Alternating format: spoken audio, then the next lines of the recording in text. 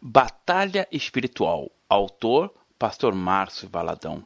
Uma publicação da Igreja Batista da Lagoinha, Gerência de Comunicação. Edição, maio de 2008. Batalha Espiritual, vencendo as trevas com o poder da luz.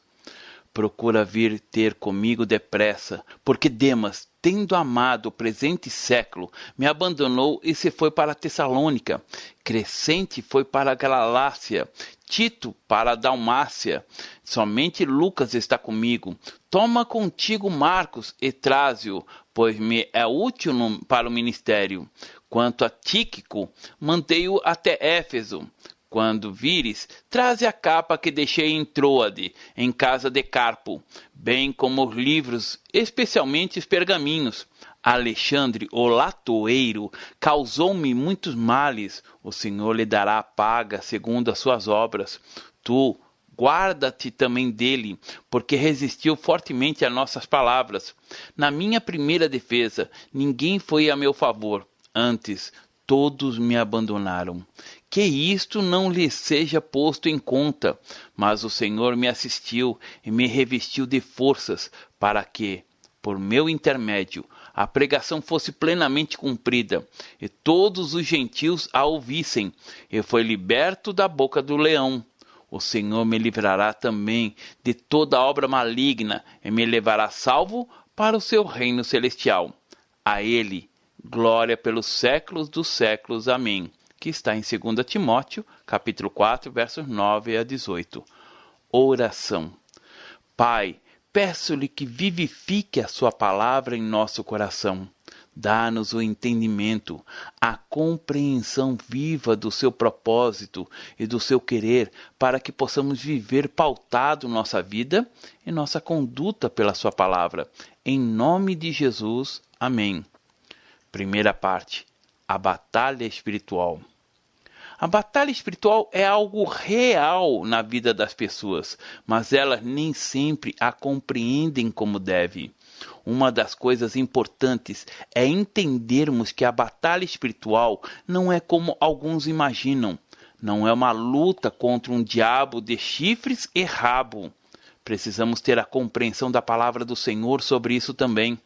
Quando Paulo fala, foi libertado da boca do leão, no verso 17, esse leão não é o leão da tribo de Judá, mas do nosso arqui-inimigo, o diabo. A palavra de Deus diz que o diabo é nosso adversário e que anda em derredor, como leão que ruge procurando alguém para devorar, que está em 1 Pedro, capítulo 5, verso 8. Mas também Paulo afirma, o Senhor me livrará também de toda obra maligna e me levará salvo para o seu reino celestial. Deus quer nos livrar das garras do diabo. Por isso enviou Jesus para destruir as obras do diabo, que está em 1 João capítulo 3, verso 8.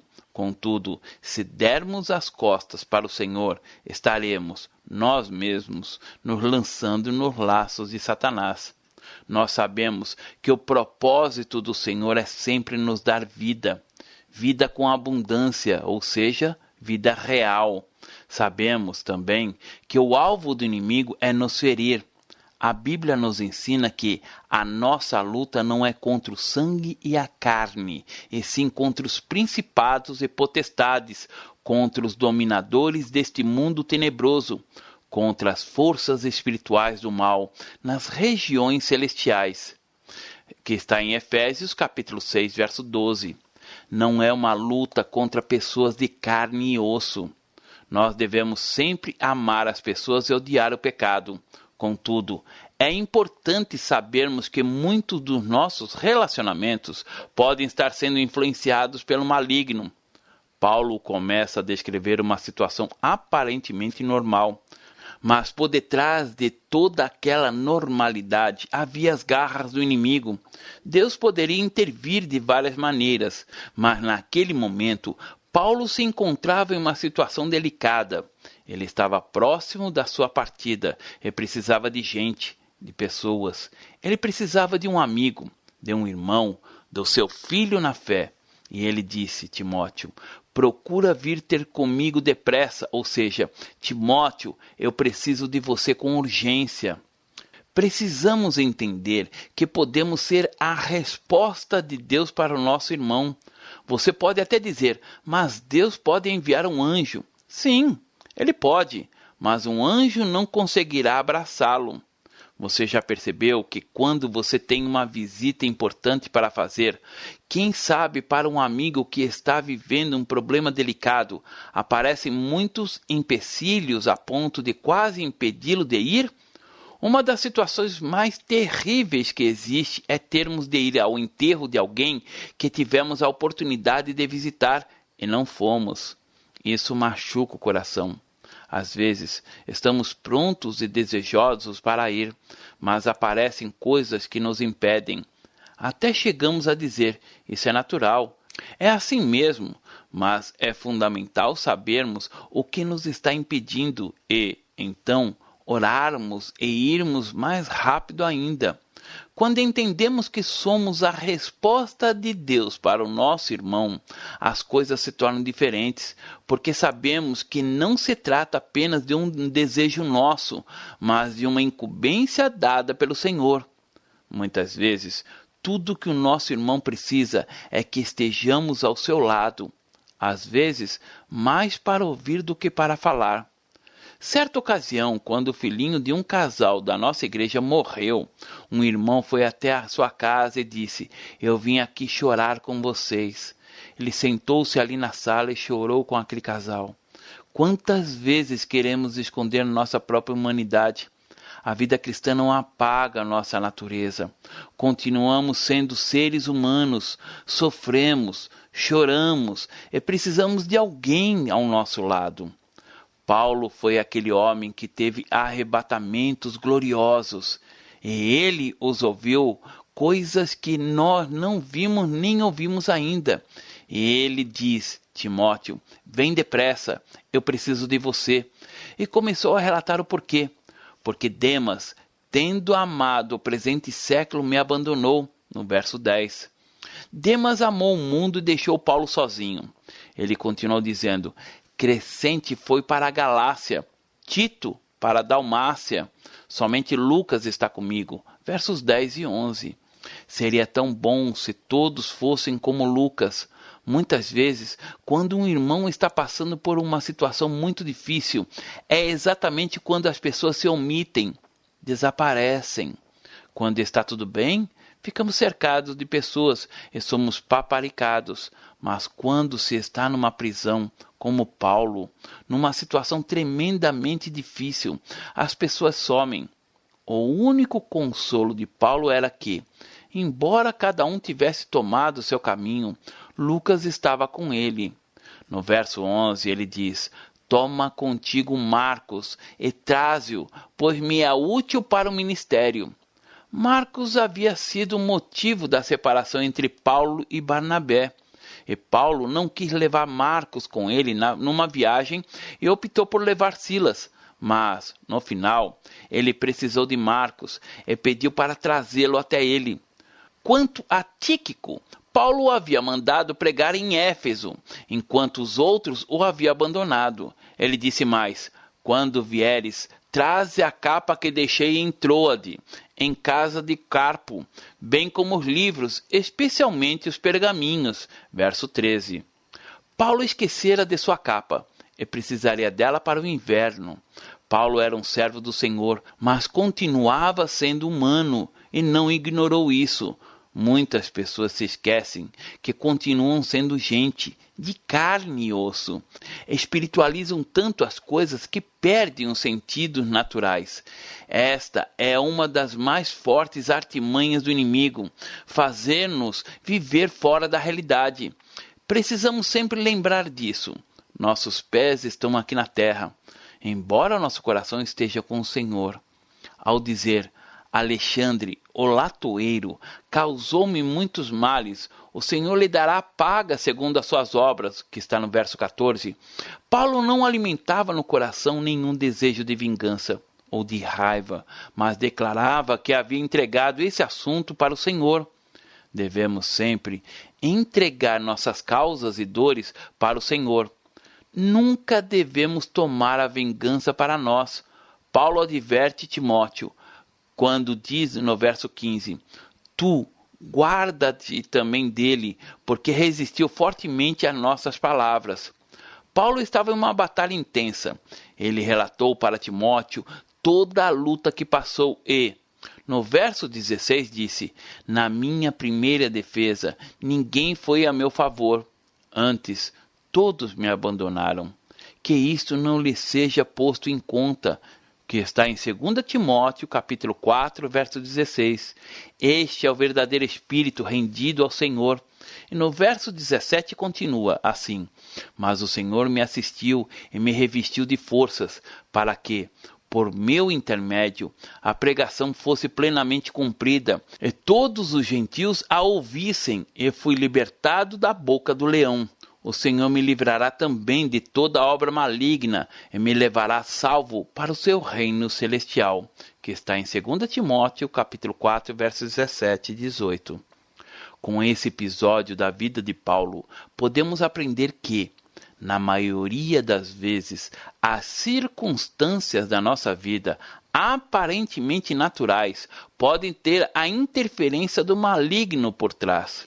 Precisamos discernir as circunstâncias para perceber se elas vêm diretamente de Deus ou dos homens, ou do maligno.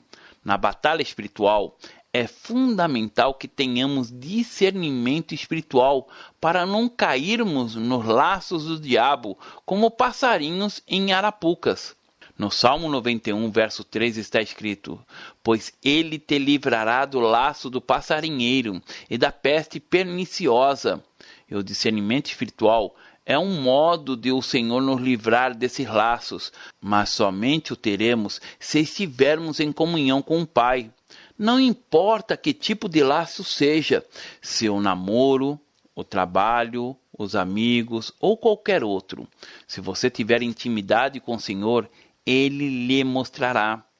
A palavra de Deus diz: Aquele, pois, que pense estar em pé, veja que não caia, que está em 1 Coríntios, capítulo 10, verso 12.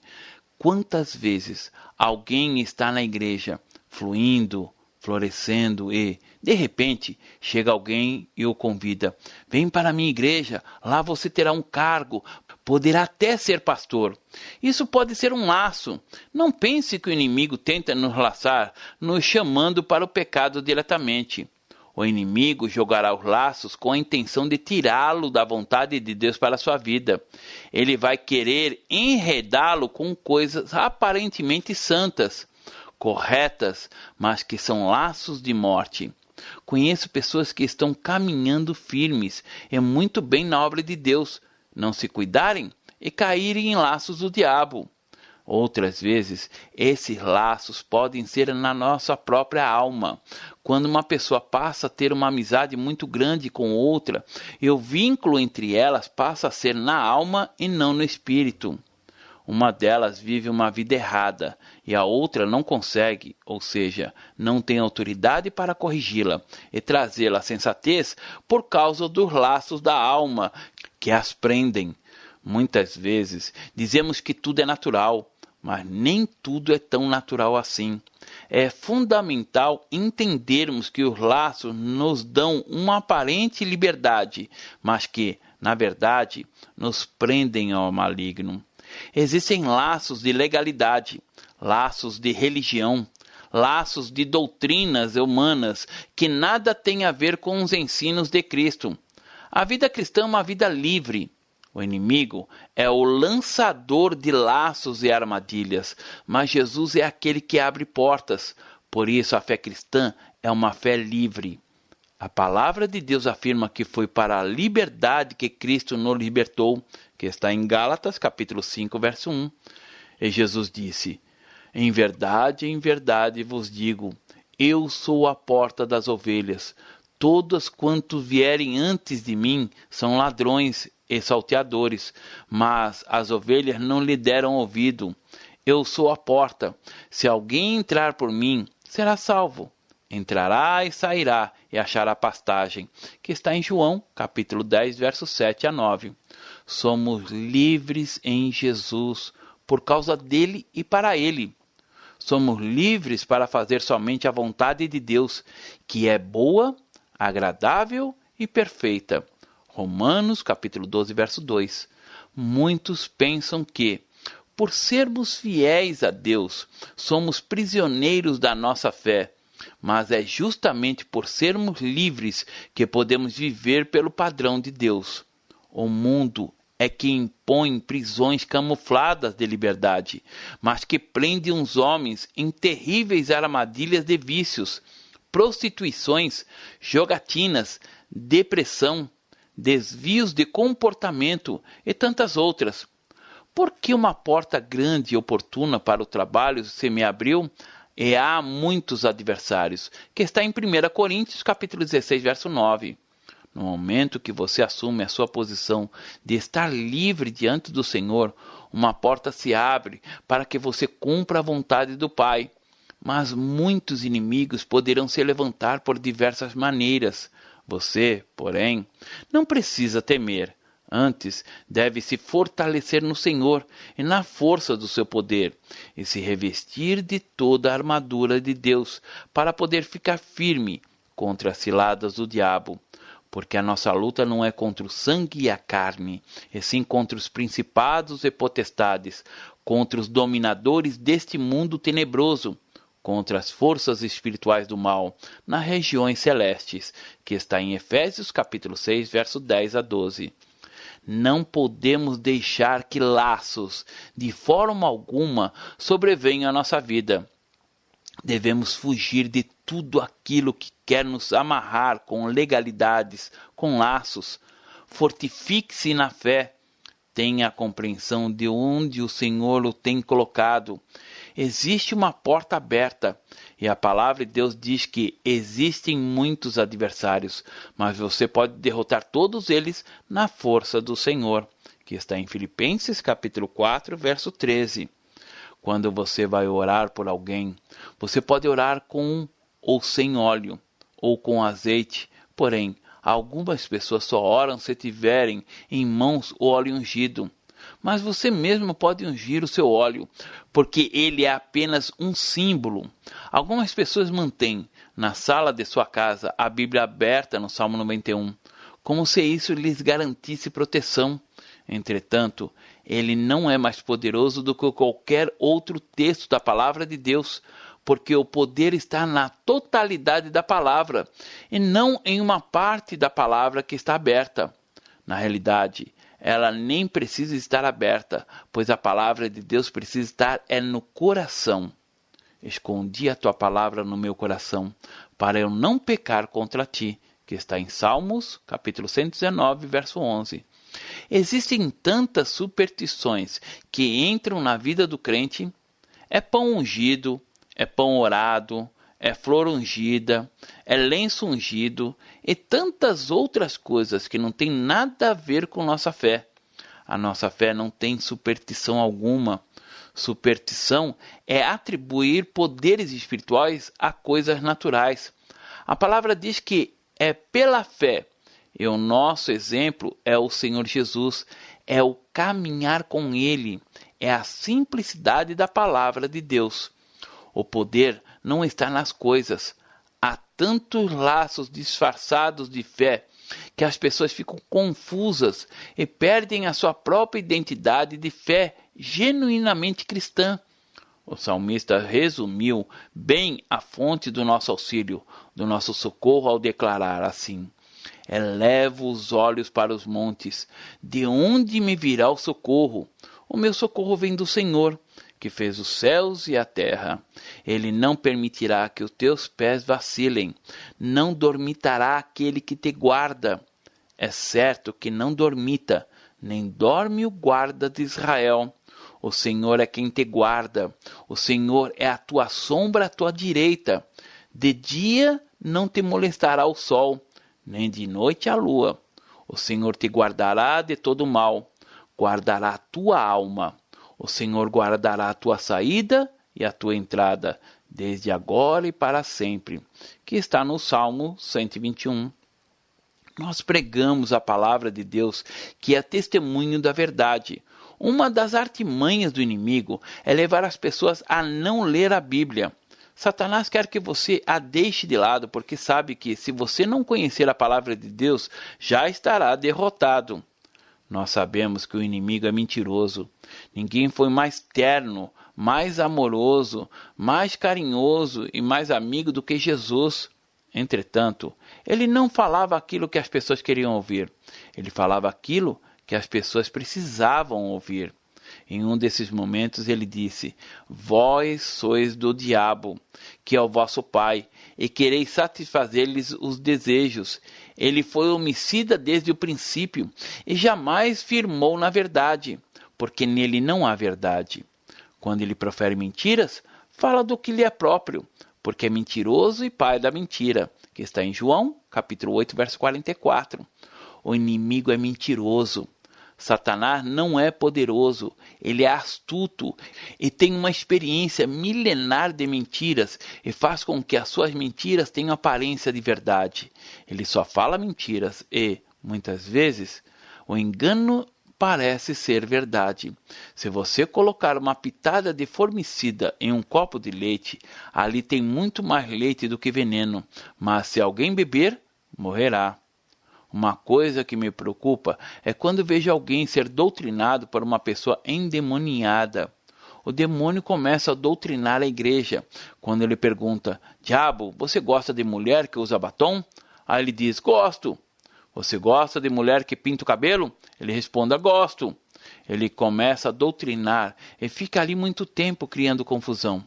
O diabo é mentiroso. Com o diabo e com a pessoa endemoniada, você só deve falar: sai, em nome de Jesus. Então, depois de libertada, você conversa com essa pessoa, ministra-lhe o amor de Jesus e a palavra de Deus, mostrando-lhe como poderá ficar liberta para sempre. A única vez que encontramos Jesus conversando com o endemoniado foi o de Gadareno. Ele perguntou-lhe apenas um nome para mostrar ao povo que era uma legião. Imediatamente depois, Jesus o expulsou. Com um endemoniado, fala-se o nome de Jesus, com a autoridade do Senhor. A palavra de Deus diz: nem dê lugar ao diabo, que está em Efésios capítulo 4, verso 27. Não dê lugar ao diabo, nem ouça o que ele tem para falar, porque ele é mentiroso e pai da mentira. E o Verbo se fez carne e habitou entre nós, cheio de graça e de verdade. E vimos a sua glória, glória como do unigênito do Pai, que está em João, capítulo 1, verso 14. Aleluia! Jesus é totalmente o inverso do diabo. O diabo se firma na mentira e é todo falso. Jesus é totalmente graça e verdade. Quando os discípulos começaram a se retirar, deixando o Senhor, veja o que Pedro disse. Respondeu-lhe Simão Pedro: Senhor, para quem iremos? Tu tens palavras da vida eterna, e nós temos crido e conhecido que tu és o Santo de Deus, que está em João, capítulo 6, versos 68 e 69. Quando o coração se abre, essa paixão pelo Senhor Jesus se torna real. Ninguém pode conhecer Deus como Pai, nem pode ter a revelação que Deus é Pai, a não ser através de Jesus. Jesus disse: Eu sou o caminho e a verdade e a vida. Ninguém vem ao Pai senão por mim, que está em João, capítulo 14, verso 6. A técnica usada pelos cientistas para diferenciar uma cédula falsa da verdadeira não é conhecer a falsa, mas conhecer a verdadeira. Ou seja, quanto mais eles conhecem a verdadeira, mais fácil é conhecer a falsa. Quanto mais você conhece o verdadeiro, quanto mais você conhece a Jesus, quanto mais tem esse entendimento com ele, muito mais fácil será ter a compreensão daquilo que vem dele e daquilo que vem dos homens, ou do que vem do inimigo. O leão só poderá destruí-lo se você deixar.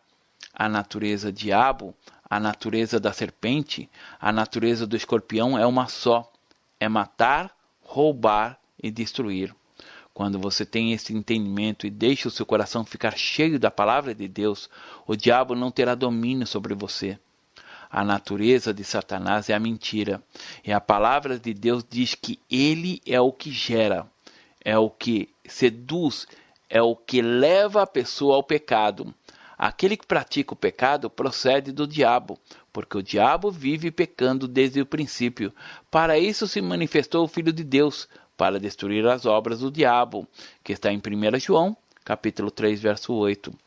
Alguns imaginam que pecar é somente adulterar, matar e praticar atrocidades. Entretanto, a palavra pecar significa errar o alvo. Deus tem um alvo e um propósito para cada um de nós. E o nosso propósito dele é o de nos transformar de glória em glória, à semelhança do seu Filho Jesus. Se eu erro este alvo nas minhas atitudes, nos meus relacionamentos, nas minhas palavras e no meu modo de ser, eu não alcanço o propósito de Deus para mim. Então, preciso voltar e me arrepender. Preciso acertar e caminhar em direção ao alvo. Todo aquele que é nascido de Deus não vive na prática do pecado, pois o que permanece nele é a divina semente. Ora, esse não pode viver pecando, porque é nascido de Deus. Nisto são manifestos os filhos de Deus e os filhos do diabo. Todo aquele que não pratica a justiça não procede de Deus, nem aquele que não ama o seu irmão. 1 João, capítulo 3, versos 9 e 10. Na batalha espiritual, temos que enfrentar laços. Você precisa ter o discernimento deles e deve guardar a simplicidade da palavra de Deus e viver a simplicidade desta palavra. Não podemos deixar brecha alguma em nossa vida. Você pode ter certeza de que aquilo que o apóstolo Paulo experimentou, você continuará experimentando a cada dia na sua vida. Fui libertado da boca do leão. O Senhor me livrará também de toda obra maligna e me levará salvo para o seu reino celestial. A ele, glória pelos séculos dos séculos. Amém. Que está em 2 Timóteo, capítulo 4, versos 17 a 18. Você não precisa ter medo da obra maligna. Você não precisa ter medo do diabo. Você precisa ter ousadia para resisti-lo no nome de Jesus. Não brinque com as coisas espirituais. Você não precisa ter medo de feitiço, de velas acesas na encruzilhada, mas você precisa ter medo de uma coisa, de entristecer o coração do Senhor Jesus com uma vida não comprometida a Ele. Talvez, na sua história, tantas situações estejam acontecendo de uma só vez. Talvez você esteja se sentindo tão só, ou alguém do seu relacionamento esteja assim, sentindo-se só e precisando da sua companhia, não tanto da sua palavra, mas de sua presença. Quem sabe, na sua história, na sua família, todos o abandonaram e o deixaram, e quando você começa a olhar de volta, percebe que sobrou tanta coisa boa e bonita. Quando naquela hora em que você precisou tanto e tudo falhou, como a história de Paulo, lembre-se, o Senhor não o abandonou. Na hora do julgamento, todos abandonaram Paulo, mas o Senhor não o abandonou. Os homens podem falhar, mas o Senhor nunca falhará. Nunca se esqueça disto, e nunca brigue com pessoas de carne e osso. Deixe a vingança com o Senhor. O Senhor lhe dará a paga segundo as suas obras. Não vá tirar satisfações. Deixe diante do Senhor. Faça como Paulo fez. Mas o Senhor me assistiu e me revestiu de forças para que, por meu intermédio, a pregação fosse plenamente cumprida e todos os gentios a ouvissem. Eu fui libertado da boca do leão. O Senhor me livrará também de toda obra maligna e me levará salvo para o seu reino celestial. A ele, glória pelos séculos dos séculos. Amém. Que está em 2 Timóteo, capítulo 4, versos 17 e 18. Segunda parte. Luz. Disse Deus: haja luz, e houve luz. Gênesis, capítulo 1, verso 3. Quando ouviram a voz do Senhor Deus, que andava no jardim pela viração do dia, esconderam-se da presença do Senhor Deus, o homem e sua mulher, por entre as árvores do jardim, que está em Gênesis, capítulo 3, verso 8. Quase todos os atos com más intenções se baseiam na suposta certeza de que podem ser encobertos. O reino das trevas está fundamentado sobre 3 pilares: a mentira, o segredo e a escuridão. O pilar principal desse reino é a mentira, mas o que queremos tratar agora é sobre a escuridão. O reino das trevas exige e demanda que haja trevas. O reino das trevas sobrevive por causa da ausência da luz. Ele se chama reino das trevas porque nele não há luz. Apesar de sua aparência de poder, o reino das trevas é muito fraco, e basta se acender uma luz que ele desaparece instantaneamente. Quando acordamos de madrugadas e vamos até a cozinha, em geral acendemos a luz. Imediatamente a escuridão dá lugar à luz. Isso acontece porque no reino das trevas, quando a luz chega, ela se enfraquece. Existe uma verdade que aparece na Bíblia de uma maneira muito forte, que diz assim: os perversos são inimigos da luz, não conhecem os seus caminhos, nem permanecem nas suas veredas. De madrugada se levanta o homicida, mata ao pobre e ao necessitado, e de noite se torna ladrão. Aguardam o crepúsculo os olhos do adúltero. Este diz consigo: ninguém me reconhecerá, e cobre o rosto. Nas trevas minam as casas, de dia se conservam encerrados. Nada querem com a luz, pois amanhã para todos eles é como sombra de morte, mas os terrores da noite lhes são familiares, que está em Jó, capítulo 24, verso 13 a 17. Tem mais.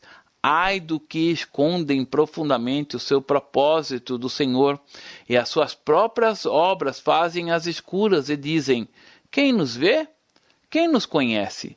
Que perversidade a vossa! Como se o oleiro fosse igual ao barro, e a obra dissesse do seu artífice: ele não me fez, e as coisas feitas disseste do seu oleiro: ele nada sabe. Que está em Isaías, capítulo 29, verso 15 e 16. Porquanto dizeis: fizemos aliança com a morte, com além fizemos acordo. Quando passar o dilúvio do açoite, não chegará a nós, porque, por nosso refúgio, temos a mentira e debaixo da falsidade nos temos escondido. Que está em Isaías, capítulo 28, verso 15. Por mais escondido que esteja, ou por mais trevas que o esteja envolvendo, o Senhor Deus o vê. Como já vimos, os pilares do reino das trevas são a mentira, a escuridão e o segredo. O terreno fértil para o pecado é sempre a escuridão. Pode-se perceber que as pessoas que praticam coisas erradas, normalmente, têm consciência de que estão nas trevas. Porque os casais gostam de namorar no escuro? Porque negócios ilícitos são feitos sempre no escuro. Aquilo que nós plantamos, iremos colher. Ninguém pode fugir da presença do Senhor. E o Salmo 139 mostra a onipresença do Senhor, que diz: se eu digo, as trevas com efeito me encobrirão, e a luz ao redor de mim se fará noite, até as próprias trevas não te serão escuras. As trevas e a luz são a mesma coisa, que está em Salmos 139, verso 11 e 12. O Senhor vê, mesmo nas densas trevas, Ele conhece todas as coisas, porque os meus olhos estão sobre todos os seus caminhos. Ninguém se esconde diante de mim, nem se encobre a sua iniquidade dos meus olhos, que está em Jeremias, capítulo 16, verso 17. A luz que faz a planta crescer é a mesma que endurece o barro, mas as consequências são diferentes. O julgamento é este, que a luz veio ao mundo, e os homens amaram mais as trevas do que a luz, porque as suas obras eram más. Pois todo aquele que pratica o mal aborrece a luz, e não se chega para a luz, a fim de não serem arguidas as suas obras. Quem pratica a verdade aproxima-se da luz, a fim de que as suas obras sejam manifestas, porque feitas em Deus, que está em João, capítulo 3, versos 19 a 21. Aquilo que se é feito em trevas, ou seja, que está em oculto, um dia vem à tona. Pois nada está oculto, senão para ser manifesto, e nada se faz escondido, senão para ser revelado, que está em Marcos capítulo 4, verso 22. Nós precisamos entender que a palavra luz não significa apenas claridade, ou seja, a luz natural, mas o conhecimento, o entendimento, a compreensão. O salmista declara que a verdadeira luz é a palavra de Deus. Lâmpada para os meus pés é a tua palavra, e luz para os meus caminhos, que está em Salmos 119, verso 105. O que traz a luz é a palavra. As pessoas podem contar histórias muito bonitas, mas a palavra é a luz. Tudo que temos de conhecer é a palavra. Um dos lamentos de Deus nas Escrituras que diz assim: o meu povo está sendo destruído, porque lhes falta conhecimento, que está em Oséias, capítulo 4, verso 6, o conhecimento da palavra. À medida que vamos conhecendo a palavra, ela vai se revelando a nós, como num espelho, os nossos pecados, as nossas mazelas, as nossas iniquidades. Você só sabe que está bem com Deus quando você lê a palavra e ela não o condena. Seu coração está limpo e isso traz paz a ele. Quando Isaías viu o trono do Senhor, viu o seu rosto e o viu assentado sobre um alto e sublime trono, ele começou a tremer e clamou. Então disse eu: ai de mim, estou perdido, porque sou homem de lábios impuros. Habito no meio de um povo de impuros lábios, e os meus olhos viram o Rei, o Senhor dos Exércitos, que está em Isaías, capítulo 6, verso 5. O Senhor trata conosco quando lhe contemplamos o rosto. Adorar é entrar no Santo dos Santos. E, à medida que vamos adorando o Senhor e contemplando a sua face, tudo se torna claro, sob a luz do Senhor. Das trevas manifesta coisas profundas e traz à luz a densa escuridade, que está em Jó, capítulo 12, verso 22. A luz da palavra de Deus chega aos esconderijos e vai ao mais profundo, e o que está escondido aparece. Deus é luz, e não há nele treva nenhuma. Existe no coração do homem uma tendência muito grande para fazer julgamentos e comentários. Entretanto, o Senhor disse assim: não julgueis, para que não sejais julgados, pois com o critério com que julgardes, sereis julgados, e com a medida com que tiverdes medido, vos medirão também, que está em Mateus, capítulo 7, verso 1 e 2.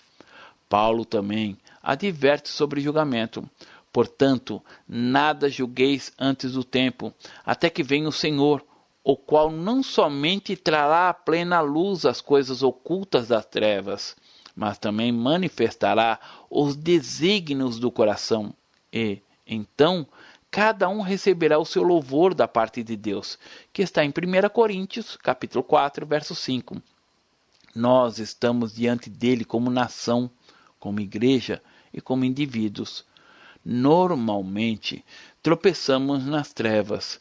Ao entrarmos em um ambiente com lâmpadas apagadas à noite, em um aposento cheio de móveis, esculturas diabólicas, carrancas e quadros de todo tipo nas paredes, pelo fato de não estarmos vendo absolutamente nada, não poderemos fazer nenhum tipo de julgamento, no sentido de saber se aquelas coisas eram boas ou não. Mas, se a luz fosse acesa, tudo seria exposto. Estaremos vendo e poderemos andar pela sala sem tropeçar. Nós apreciaríamos as coisas bonitas, como também ficaríamos arrepiados em ver também coisas horríveis e as rejeitaríamos. Quando a luz é acesa em nossa vida, normalmente existem dois caminhos. Ou nós vamos apreciar e regozijar, ou vamos correr para apagar a luz. Há um ditado que diz: o pior cego é aquele que não quer ver. Um cego vê através dos seus sentidos, mas com fé é diferente. A palavra nos traz a luz, não é necessário sentir. Nós não precisamos sentir a presença de Deus, nós precisamos crer na presença de Deus.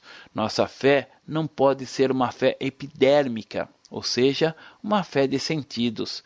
Precisamos crer que a palavra de Deus é a luz divina. E quando nos confrontarmos com ela, precisamos crer que estamos ouvindo Deus. A questão da luz está firmada na palavra e não naquilo que sentimos. Podemos sentir que algo que estamos fazendo não está errado, mas se a palavra diz que está errado, então está errado. Não é o que sentimos que conta, mas o que a palavra diz. Temos de viver pela palavra e não pelo que sentimos e pelo que os outros dizem ou fazem. O Senhor diz que precisamos ter essa firmeza. A vida é muito simples. Mas existem pessoas que complicam as coisas e carregam fardos a sua vida inteira, porque escolheram não vir para a luz. A luz torna as coisas mais simples. Eu não tenho lembrança de um dia de meu pai ter me beijado e, nem por isso, eu fico lamentando ou sofrendo por essa causa. Ele sabia demonstrar seu amor por mim de outro modo, com suas atitudes, com sua disciplina, em sua quietude, em seus cuidados. Andar na luz é ter tudo às claras. A palavra de Deus vai trazendo à luz as coisas que estão ocultas e, à medida que a luz chega, nós temos de concordar com ela. Há um poder tremendo na confissão. E confessar para Deus não é torná-lo ciente de algo que ele não sabia, porque ele sabe todas as coisas. Confessar não é dizer: Senhor, eu fiz isto e aquilo. Confessar é falar a mesma coisa que Deus fala. Confessar é: eu preciso saber das minhas transgressões. O salmista Davi foi incisivo ao dizendo assim: confessei-te o meu pecado, e a minha iniquidade não mais ocultei. Disse: confessarei ao Senhor as minhas transgressões, e tu perdoastes a iniquidade do meu pecado, que está em Salmos, capítulo 32, verso 5.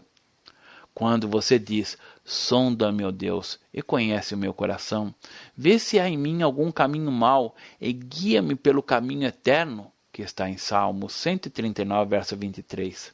A palavra sondar é algo que penetra. É como se você levantasse uma pedra que está há muito tempo jogada sobre a terra e debaixo dela estivesse cheio de minhocas, caramujos e bichinhos e, no momento em que a luz penetra, aqueles bichinhos todos correm, fugindo da luz porque estão acostumados com as trevas. Em 1 João capítulo 2, verso 9 a 11 diz assim: aquele que diz estar na luz e odeia o seu irmão, até agora está nas trevas. Aquele que ama seu irmão permanece na luz e nele não há nenhum tropeço. Aquele, porém, que odeia seu irmão está nas trevas e anda nas trevas e não sabe para onde vai, porque as trevas lhe cegaram os olhos, que está em 1 João, capítulo 2, verso 9 a 11. A primeira obra que o Espírito Santo opera em nossa vida é a presença de luz. Haja luz.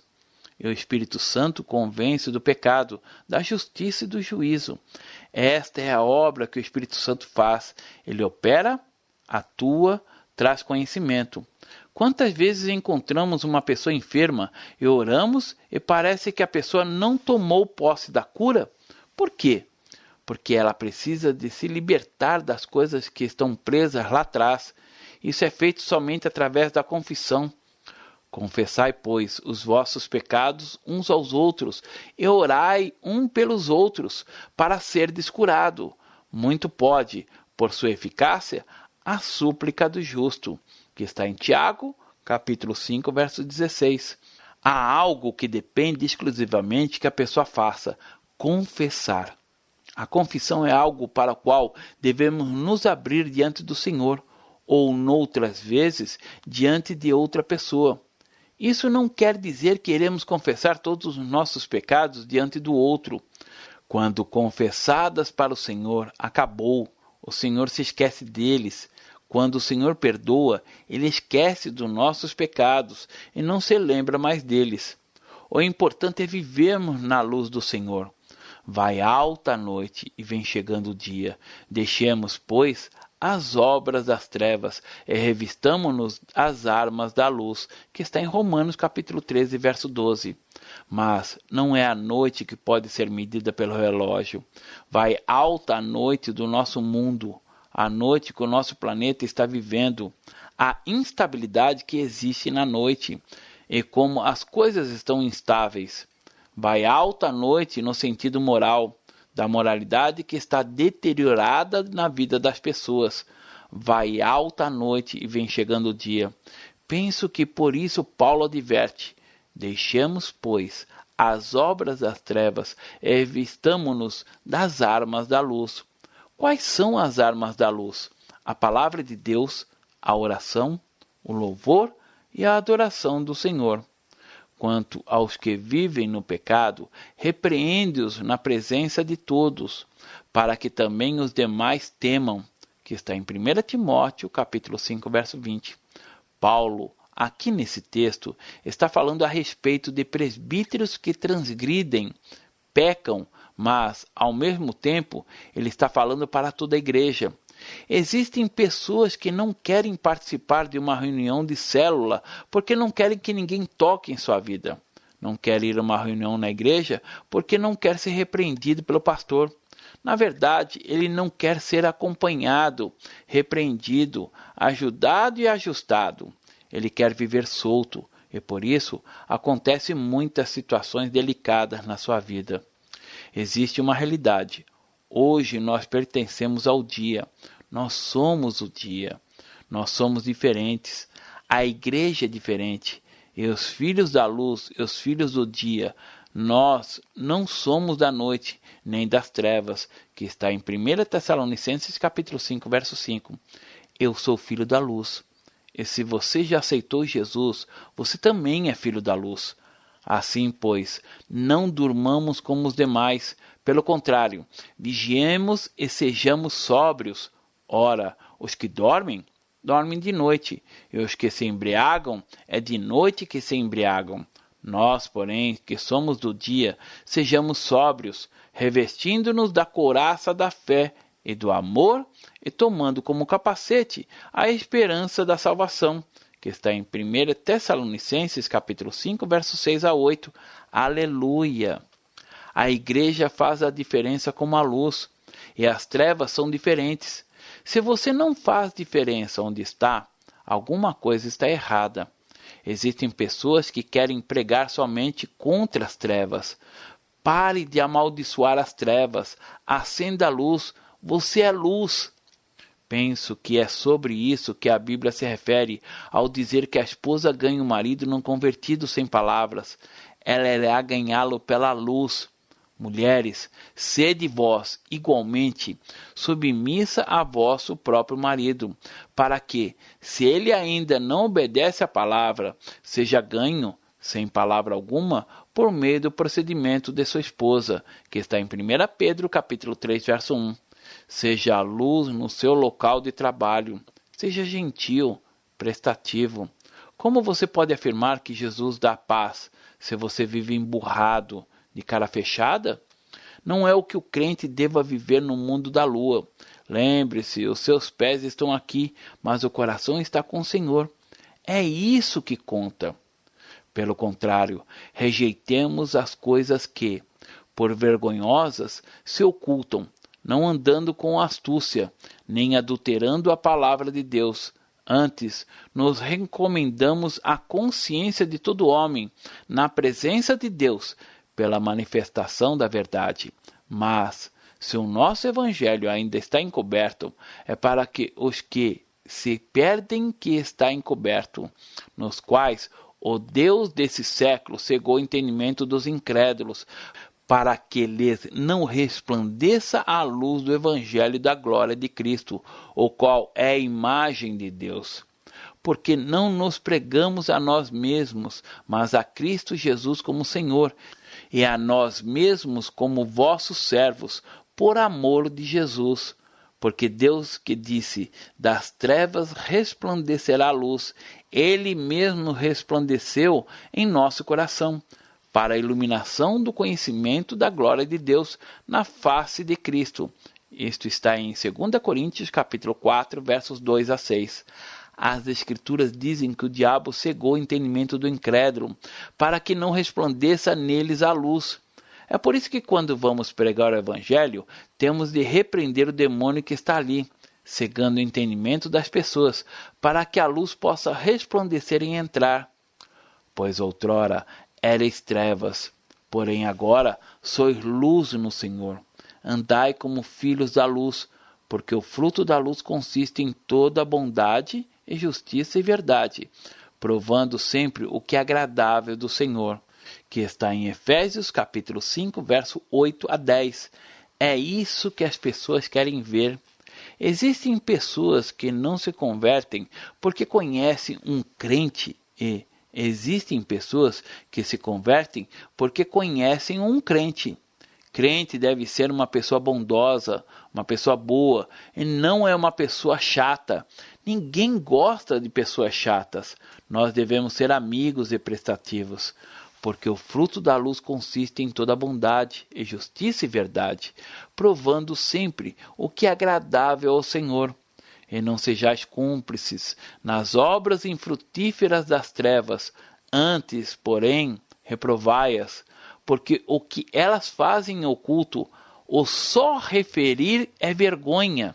Mas todas as coisas, quando reprovadas pela luz, se tornam manifestas, porque tudo que se manifesta é luz. Pelo que diz, desperta, ó tu que dormes, levanta-te de entre os mortos, e Cristo te iluminará. Está em Efésios capítulo 5, verso 9 a 14. Ele pode te dar qualquer coisa, mas antes de tudo, ele quer trazer iluminação na sua vida. Ele quer te iluminar. Tu, Senhor, és a minha lâmpada. O Senhor derrama luz nas minhas trevas. Que está em 2 Samuel, capítulo 22, verso 29. Quer queiramos ou não, nossa identidade está aqui. A palavra de Deus não diz, vós sereis a luz do mundo, mas vós sois a luz do mundo. Muitas vezes nós achamos que, para ser luz, temos de ter um grande conhecimento. Se tivermos uma vela de 1 metro e outra de 5 centímetros e acendermos as duas, qual chama será maior? A da vela de 1 metro ou a da vela de 5 centímetros? As duas chamas serão iguais. É por isso que, quando uma pessoa vem para Jesus, naquela hora, a chama da vida dela é igual à chama que havia na vida do apóstolo Paulo. É verdade que a vela de 1 metro vai durar mais. Se perguntarmos ao recém-convertido, por exemplo, coisas do livro de Apocalipse, é bem capaz de ele dizer, bem, dessas coisas eu não entendo muito bem. A única coisa que eu entendo é que eu era um pecador pervertido e Jesus me salvou. Ele não vai saber muitas respostas, mas vai trazer um testemunho da vida dele. Vós sois a luz do mundo. Não se pode esconder a cidade edificada sobre um monte, nem se acende uma candeia para colocá-la debaixo do alqueire, mas no velador, e alumia a todos os que se encontram na casa. Assim brilhe também a vossa luz diante dos homens, para que vejam as vossas boas obras e glorifiquem ao vosso Pai que está nos céus. Mateus capítulo 5, verso 14 a 16. Boa obra não é dar uma esmola. Boa obra é a sua vida, o seu testemunho, a sua integridade e a sua verdade disponíveis para Deus.